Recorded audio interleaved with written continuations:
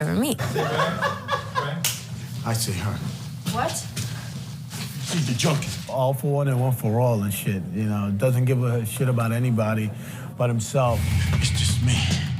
And that's the way I like it. I get to go crazy, so that also intrigued me. So it was fun. I really enjoyed it. Which two people get the antidote? Pour that out later. He's all anger, he's all issue. You got 5 seconds to get us out of here. He's really the driving motivator in the house. He's the one pushing the action, he's the one pushing everybody. Contrasted with Jonas, is played by Glenn Plummer. We found the door. And Glenn is really trying to be the leader in a more intellectual way. That's enough. That's not nearly enough. He's more concerned with how do we figure this out? How can we all survive? Let's just take our time and come up with a game plan. It's a do-or-die situation. Well, you come up with the game plan. I'm getting out of here. There's an interesting way that my character kind of bites it. Ooh, but it's... Oh my God. Jonas.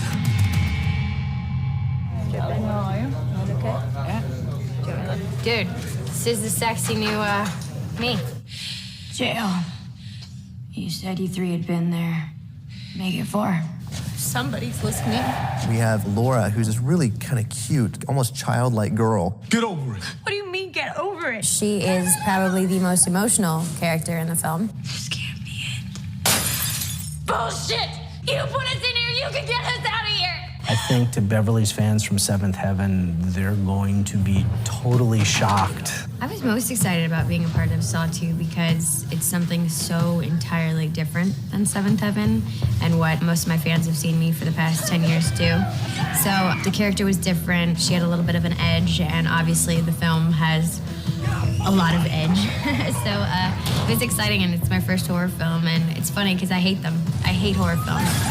I can't stand watching them, they freak me out.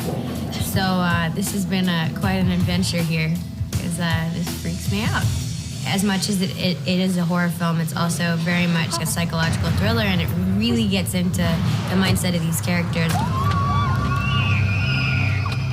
I knew him. You get to see a real true picture of them, and that's what I think is pretty cool. You're the last person I saw before I woke up here. It gives us a lot to play with, because not only are we bloody, but we've got a lot of things going on in our eyes and in our heads. He kidnapped me in the middle of the night! Somebody open the fucking door! We have Addison, this kind of tough as nails, really kind of sexy woman. She is a stripper. Nice and high for extra sluttiness. I don't really trust a lot of people, which sort of comes across in the way I handle, my relationships with the other characters. No, we can't stop. They're tough and Stop this bullshit! have a bit of exterior and wall up. The only door you know how to open is between your legs. Why don't you shut the hell up? The characters are all each very different and interesting, and we've all got our own sort of history and why we're where we are in the story. I can't trust any of you. And I thought it would be an exciting movie to do. You two are on your own.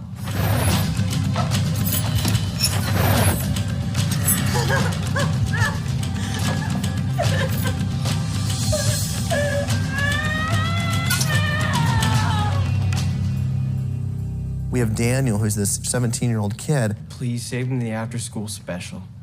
Why are you such a cop 24/7? Hey, it's called being a father. Trust me, you're better at being a cop. He's just like your typical stereotype of a teenager. He's just like a punk ass, and he's got attitude. What's wrong with you? What I like about him is that once he gets into one of Jigsaw's games, I'm guessing you've never been arrested before. he completely flips to the other side. I mean, I've been in trouble a few times, My dad's he's a real hard ass. It's not like this little wussy kid. He's probably got half the city right now looking for me, just so he can kick my ass for disappearing on him. You got juvie written all over you. No, never been. This is kidnapping. This is definitely an ensemble piece. First night, bam, he wakes up. The next morning, he's in his cell with no window. Stop bitching about it and let's do something. I think we should all just calm down. Shut up! Shut up! I hear something. Put us in a room together, and it's just magic happens. Ain't no fucking game! My man just got his head blown off! He's testing. Who's testing us? Jigsaw. He's mysterious because he's a trickster. You want fucking news? No, who is he? He's a magician. I was determined determined to spend the rest of my days testing the fabric of human nature. You know, he's not just a demented person. He's, at one point, was a normal person, and you learn what pushed him over the edge. You know, Jigsaw doesn't, in his view, kill people. He leaves all the decisions up to them. Tobin Bell, I mean, he's a rock star for us because in Saw 1, and we originally talked about creating a dummy to lay on the floor for those 6 days. We shot in that actual bathroom for 6 days, and he laid on the floor for 6 days, only to get up for one scene. Yeah, he laid on the floor the whole time. And knowing this now, if you ever watch it again, he's on the floor the whole time. The makeup, the special effects, prosthetics, and everything, which was 2 or 3 hours a day, putting the blown up, because in the movie his head's blown off, so there's blown up stuff every morning, and then laid on the floor all day. So he's Bono in our eyes. He begins to bleed from every orifice he has. Oh, yes. There will be blood.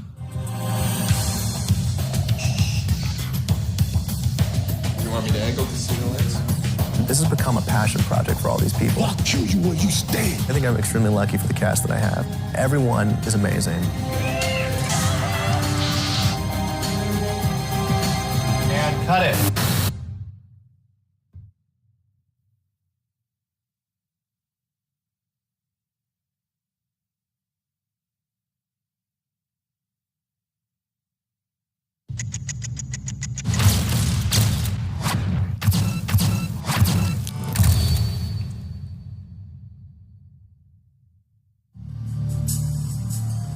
Do you have to have that light on?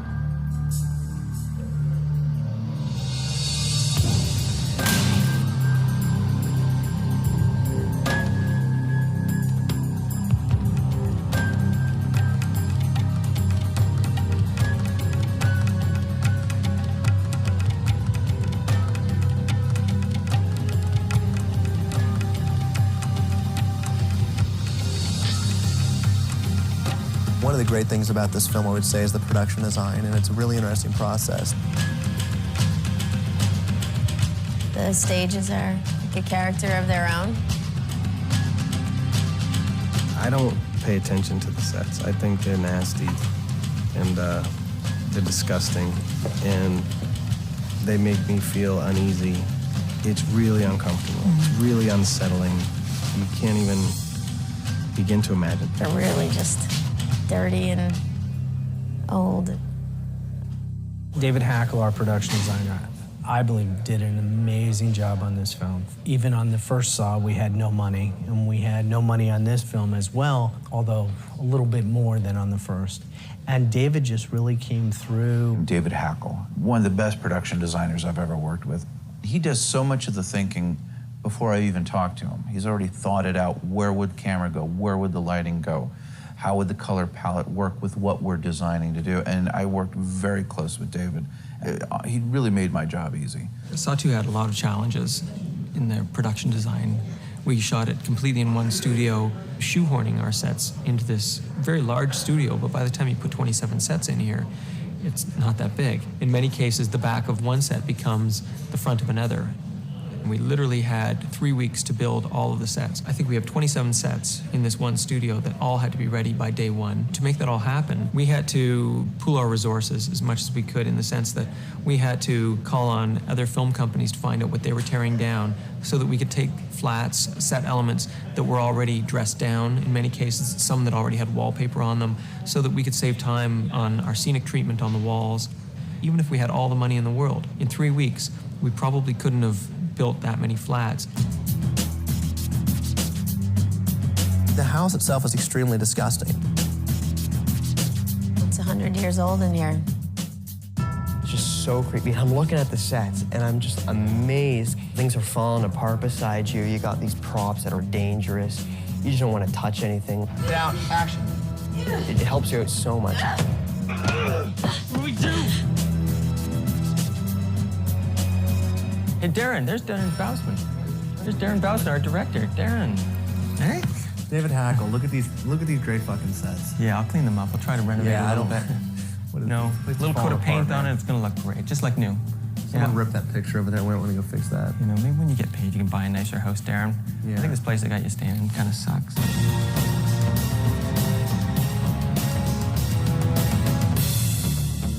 I begin production design on any movie, I begin with research. Darren and I work very closely together right from the beginning. We started talking, and it was like we opened Pandora's box. Like every morning he'd come into his office, and for hours we'd just sit there and we'd reference pictures.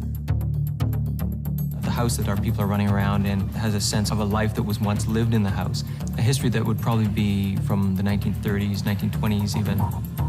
And yet at the same time, bring it into the contemporary realm where there was this feeling of it being a former crack house. I want you to be disgusted by everything. I don't want you to touch anything. The second you leave this house, you would want to go take a shower. And that's one thing the first Saw had. That bathroom was just so disgusting. And I was like, I want to do that times 1,000.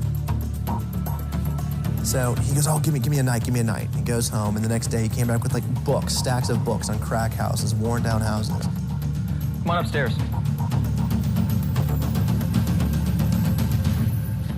All right. Robert Polidori is actually a Canadian photographer from Montreal. He just was recently in Toronto with a photo exhibit of his photos that he shot around Chernobyl and all around the nuclear sites. And a lot of what he has in his photographs are reference to the history of a place, and he witnesses the life once lived, and that's what his photographs are really about. So it just fit perfectly for what we were trying to do in our sets, recreate a sense of history. The hallways, I want the hallways to be brown, disgusting wallpaper, and I want the plaster to be wiping off it. And the next day he came in, he's like this. And it was amazing because everything I was telling him, like 1 minute later, he would come up with a drawing of it. Our scenic artists did a fantastic job all the way through this house. They started by putting a base coat. As you can see in here, there's a base coat of what would have been many years of painting and overpainting. You get the feeling that if there was wallpaper at one time, the wallpaper would have aged and the paste would have turned into this really mucky yellow color. Here, I mean, this is just something that you feel like you wouldn't want to touch, although you can. The needle room. Can you see in here? Don't fall down there. Here's some of the paintings that we found in bunkers in Berlin. They were actually painted in air raid bunkers underneath Berlin during the Nazi regime. Yeah, it's wood, plaster. It's not a fortress. Jigsaw has come in and tried to board up the house in a way that these people could not escape. No, no, no!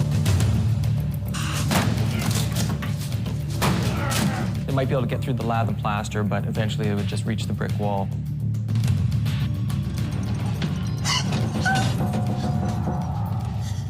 The scenic artist did a great job recreating the look of steel on what is otherwise chunks of wood with welds and adding a silver tone to it.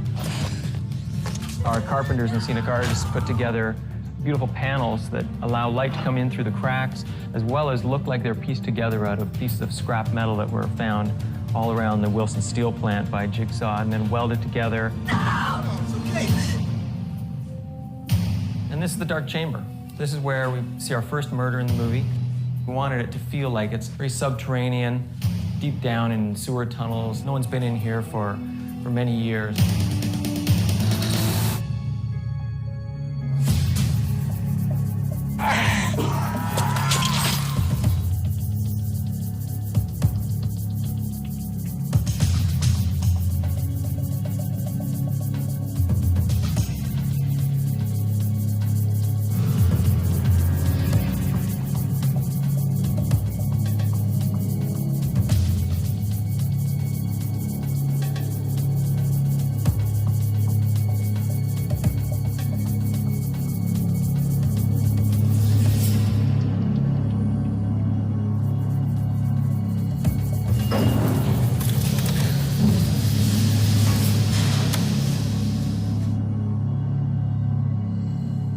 Somebody really sick designed most of this stuff.